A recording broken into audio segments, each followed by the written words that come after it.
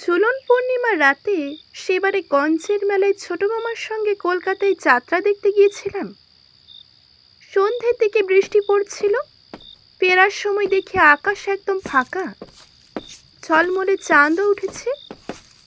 রাস্তা একদম শুনশান ফাঁকাও ছিল। অবশ্য মানুষজন তো মেলায় রাত কাটাতেই আসে, কিন্তু ছোট মামা খুঁতখুঁতে মানুষ। ঘুম পাচ্ছে বলেই যেখানে সেখানে শুয়ে পড়তে পারলেই হলো, কিন্তু তা বলে কি শোয়া যায় নাকি? মোটে তো 5 কিমি রাস্তা। অবশ্য হ্যাঁ, ঘুম ঘুম চোখে কি রাস্তা হাঁটা যায়? কষ্টকরই বটে। তাছাড়া ছোট মামার চেয়ে আমার পা দুটো তো বড্ড বেশি ছোট, তার কারণে বারবার পিছিয়েও পড়ছি আর মামার কাছে ধমকও খাচ্ছি। হাঁটতে হাঁটতে হঠাৎই রাস্তার বাঁকের মুখে গঞ্জের শেষ দিকটায় একটা সাইকেল রিক্সাওয়ালা দেখা গেল। রিক্সাটা যদিও দাঁড়িয়েই ছিল, তবুও ছোট মামা চেঁচিয়ে উঠলেন, রোককে রোককে বলে। ওইদিকে রিক্সাওয়ালা তো হেসেই অস্থির। আরে বাবু, রুখেই তো আছি, তা যাওয়া হবে কোথায়? হ্যাঁ সত্যি, আমারও খুব হাসি পাচ্ছিল। ছোট মামা সব কিছুতেই অদ্ভুত। যাকে আমরা ছাপুইহাটি যাব শুনে রিক্সাওয়ালা ভারী খুশি হলো। সে বলল, হ্যাঁ হ্যাঁ চলুন না, আমিও তো কাছাকাছি থাকি। আসলে ওই দিককার প্যাসেঞ্জারের জন্য অপেক্ষা করছিলাম। খালি খালি রিক্সা নিয়ে কি বাড়ি ফেরা যায়? রিক্সাতে ওঠা মাত্রই আমার ঘুমটা বেগে এসেছিল, কিন্তু বারবার ছোট মামার ধমকে ঘুম আমার চলেই যাচ্ছিল। মাঝখানে চোখটা আমার লেগেই গিয়েছিল। হঠাৎই কিছু দূর যাওয়ার পরই রিক্সাওয়ালা থামলো, আর তখনই ঘুমটা গেল ভেঙে। ছোট মামা তখন বললেন, আ আ, কি হলো হে? চেন টেন খুলে গেল নাকি? রিক্সাওয়ালা সিট থেকে নেমে বলল, আগে না, আগে চক্রবর্তী মশাই হচিমিগুলি আনতে দিয়েছিলেন, দিয়ে আসি। ছোট মামা অত্যন্ত বিরক্ত হয়ে তখন বললেন, এখানে কোথায় তোমার চক্রবর্তী মশাই? রিক্সাওয়ালা কোনো কানই করল না ছোট মামার কথাই। রাস্তার ধারে ছাকড়া একটা গাছের তলায় গিয়ে ডাকলো, চক্রবর্তী মশাই, ঘুমিয়ে গেছেন নাকি? অমনি গাছের ভেতর থেকে খ্যান খ্যানে গলায় কেউ যেন বলে উঠল, ঘুমোবো কি রে বাবা, পেট তো আড়াই, এত দেরি করলি কেন রে? প্যাসেঞ্জার পেলে তো তবে আসবো, এই নিন হচমিগুলি। এনেছিস? কই, দে দে, শিগগিরি দে। রিক্সাওয়ালা তাকে হচমিগুলি দিয়ে এসে সিটে উঠল, প্যাডেলে চাপ দিল, রিক্সার চাকা গড়ালো। ছোট মামা বলল, ব্যাপার কি হে রিক্সাওয়ালা, তোমার চক্রবর্তী মশাই কি ওই গাছে থাকেন নাকি? আজ্ঞে বাবু মশাই। বলো কি, গাছে থাকে কেন?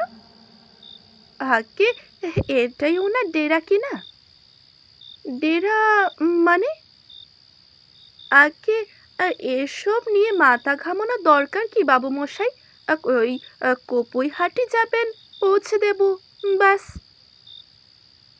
ছোট মামাও তখন রেগে গেলেন, অদ্ভুত কথা তো তোমার, রাত বিরেতে গাছের ওপরে সেখানে। রিক্সাওয়ালাও অমনি ওকে থামিয়ে দিয়ে বলল, আরে আরে, করছেন কি বাবু মশাই, চুপ করুন, চক্রবর্তী মশাইয়ের কানে গেলেই কেলেঙ্কারি। সত্যি বলতে গেলে ততক্ষণে না আমার ঘুমটা কেটেই পড়েছে। যতবার ছোট মামার সঙ্গে বাইরে এসেছি, ততবার কিছু না কিছু একটা ঘটেছেই। বুকটা আমার ডিপ ডিপ করতে আরম্ভ করে দিয়েছে। কিছুক্ষণ যাবার পরই রিক্সাওয়ালা আবার দাঁড়ালো। রিক্সাওয়ালা তড়াক করে নেমে গিয়ে ডাকলো, ঠাকুরন দিদি, ঠাকুরন দিদি। সঙ্গে সঙ্গে দেখতে পেলাম শুকনো গাছের ডাল থেকে নেমে সাদা কাপড় পরা কেউ একটা এগিয়ে এলো। তুই এলি রে? কখন থেকে পথের দিকে তাকিয়ে চোখে ব্যথা ধরে গেল। কই, দক্তা এনেছিস? হ্যাঁ, তা না আনলে ডাকছি কেন? এই নিন। ছোট মামার সমস্ত কিছুই বসে বসে দেখছিল আর মনে মনে বলছিল, কোনো মানে হয়? রিক্সাওয়ালা আবার চুপচাপ রিক্সা চালাতে শুরু করলো। কিছু দূর গেছি, হঠাৎই কোত্থেকে আবার হেরে গলায় ভূতু ভূতু বলে কে যেন ডেকে উঠল। ছোট মামা অমনি বলল, থেমো না, কিছুতেই থামবে না, যেই ডাকুক না কেন। রিক্সাওয়ালা তখন বলে উঠল, রোজ রাত্রিরে আসার এই এক জ্বালা বাবু মশাই, রাজ্যের লোকের হাজার ফরমাস।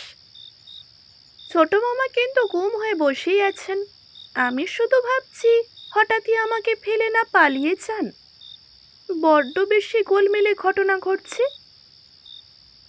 কিছু দূর যাওয়ার পরই রাস্তা বাঁক নিল। এবার দুধারে ঘন জঙ্গল। রিক্সাওয়ালা বলল, আর একটু জায়গায় দাঁড়াতে হবে বাবু মশাই। ওই সিঙ্গি মশাই নসির কোটাটা দিয়ে আসি ছুট্টে। রিক্সাওয়ালা থামলো। সিট থেকে নেমে রাস্তার ধারে গিয়ে সিঙ্গি মশাই বলে ডাকতে লাগলো। তারপর সাড়া না পেয়ে আবার এগিয়েও গেল। তারপর সেই জঙ্গলের ভেতর থেকে হেরে মাথা নিয়ে কি একজন বেরিয়েও এলো। আমি তো ভয়ে ছোট মামাকে জড়িয়ে ধরেছি। ছোট মামা তখন বিরক্ত হয়ে আমাকে বলল, ওহ, চুপচাপ বসে থাক, আমাদের বাড়ি পৌঁছানো নিয়ে কথা। এমন সময় কাছাকাছি গাছ থেকে কেউ যেন বলে উঠল, কারারে ওখানে? মামাও বলল, এই যে আমরা। আমরা মানে? নাম কি? বাড়ি কোথায়? ছোট মামা তো আগে থেকে রেগেছিল, তাই তিনি বললেন, তা জেনে তোমাদের কাজ কি? কে তুমি? আর গাছে কি করছো? বলে কি রে, গাছে কি করছি? নেকা! এ খবরদার, বাজে কথা বলবে না বলে দিচ্ছি। তা এটা বাজে কথা হলো? জানো না গাছে কি করছি? ছোট মামা খাপ্পা হয়ে বলে উঠল, না জানি না, আমরা মানুষ, তোমরা গাছে কি করছো এই রাত বেড়েতে আমরা কি করে জানবো? প্রথম প্রথম এরকম ভুল হয় বই কি। তা তোমরা কি ডেরা খুঁজে বেড়াচ্ছ? বোকার কাকে বলে? ভূতর রিকশাতে চেপে, ভূত তো একেবারে ধরিবাজ, আগে সাবধান করে দিচ্ছি তোমাদের। ছোট মামা ততক্ষণে রিকশা থেকে নেমে ঘুষি পাকিয়ে দাঁড়িয়ে পড়েছে। আমিও আর নামতে দেরি করলাম না। ছোট মামার মারামারির ভারী অভ্যাস আছে, কিন্তু রিকশাওয়ালা তো এখনো এলোই না। তাহলে মারামারি বন্ধটা করবে কে, এই নিয়েই আমার ভাবনা। গাছের লোকটা গাছ থেকে বিদকুটে ভাবে হেসেই চলেছে, আর যা খুশি তাই ছোট মামাকে বলেই চলেছে। কিন্তু ছোট মামা সহ্য করতে না পেরে নিচে যা পাথর টাথর পড়েছিল তা ছুটতে আরম্ভ করলো ওই গাছের উপরে। বিদকুটে কালো লোকটার সঙ্গে দেখলাম গাছের উপরে আরো একজন আছে। কিছুক্ষণ পরই সকলে মিলে দেখলাম গাছ থেকে ছুপছাপ করে নেমে দৌড়ে আসছিল। আমি তো ভয়ে কেঁদেই ফেলেছিলাম। বরাবর যা ঘটে এবারও তাই ঘটল। ছোট মামা চলে আয় পুটু বলে রিক্সাওয়ালা যেদিকে গিয়েছিল সেই দিকে দৌড়ালেন, আমিও দৌড়ালাম। কিন্তু ভাগ্যিস ছোট মামা হোঁচট খেয়ে পড়ে গিয়েছিল, তাই সঙ্গ পাওয়া গেল। সামনেই দেখা গেল একটা ভাঙা চোরা দালান বাড়ি। বাড়ির দরজায় ছোট মামা ধাক্কা দিতে লাগলেন। একটু পরে ভেতর থেকে সাড়া এলো। কে? ছোট মামা তখন বললেন, আমরা খুব বিপদে পড়েছি, দয়া করে দরজাটা খুলুন। কিরকম বিপদ? কারা আমাদের তাড়া করেছে। তারা কারা? ওই গাছে গাছে যারা থাকে। ভিতর থেকে লোকটা পদ্য বলতে আরম্ভ করলো। ভাবলাম একবার ভিতরে চিনিয়েছেন সেও কি তবে। ছোট মামা অনেকবার বলার পরে দরজাটা খুলে গেল, কিন্তু ভেতরে একদমই আলো নেই, ঘুটঘুটে অন্ধকার। ঢুকেই দেখতে পেলাম ঢ্যাঙ্গা রকমের বড় বড় চুল, পরনে পাঞ্জাবি পাজামা, হাতে একটা বই বা মোটা খাতা রয়েছে। ঠিক যা ভেবেছিলাম তাই হলো। ওইদিকে রিকশাওয়ালা আমাদের দেখেই বলে উঠল, সর্বনাশ, কোথায় ঢুকেছেন আপনারা? শিগগিরই চলে আসুন। আমরা তিনজনেই তখন দৌড়াতে লাগলাম। তারপর রিকশার কাছে এসে রিকশাতে উঠে আমরা রওনা দিলাম। আর কোনো গন্ডগোল হয়নি। আমাদের গাঁয়ের মোড়ে পৌঁছে দিয়ে রিকশাওয়ালা ভাড়া মিটিয়ে নিল। ছোট মামা জিজ্ঞাসা করলেন, তা তুমি কোন গাছে থাকো হে? রিকশাওয়ালা তখন বেজায় হেসে বললেন, আজ্ঞে বাবু মশাই, আমি কেন গাছে থাকতে যাব? আমার কি ঘর দোর নেই? নামটাই না হয় ভূতু। রাত বিরিতে রিকশা চালাই বলে তেনাদের সঙ্গে চেনা জানা থাকতে হয় কি না? তাহলে তুমি মানুষ? হ্যাঁ, আজ্ঞে 16 আনা মানুষ। এই বলে রিকশাওয়ালা রওনা দিল। দেখতে পেলাম আস্তে আস্তে সেও মিলিয়ে গেল সেই রাতের অন্ধকারে।